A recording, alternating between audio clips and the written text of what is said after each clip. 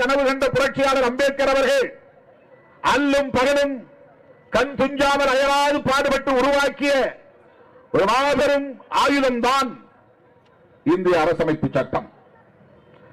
இந்திய அரசமைப்பு சட்டம் ஒன்றுதான் இன்றைக்கு நம்மை பேச அனுமதிக்கிறது, செயல்பட அனுமதிக்கிறது, உரிமை குரல் எழுப்ப அனுமதிக்கிறது, போராட அனுமதிக்கிறது, எதிர்த்து வாதாட அனுமதிக்கிறது, கட்சிகளை உருவாக்கிக் கொள்ள அனுமதிக்கிறது, சங்கங்களை வைத்துக் கொள்ள அனுமதிக்கிறது. ஜனநாயகத்தை நமக்கு மிகப்பெரும் ஆயுதமாக தருகிறது, கல்வியை தருகிறது, அதிகாரத்தை தருகிறது, அதிகார பகிர்வை தருகிறது. இவ்வளவையும் தருவது புரட்சியாளர் அம்பேத்கர் அவர்கள் வகுத்தளித்திருக்கிற இந்திய அரசமைப்பு சட்டம் தான். இதுதான் RSS கும்பலுக்கு பிடிக்கவில்லை,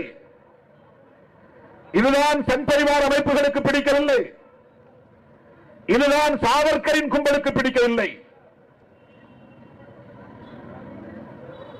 அவர்கள்தான் இன்றைக்கு ஆட்சி அதிகாரத்தில் கோலோச்சுகிறார்கள்.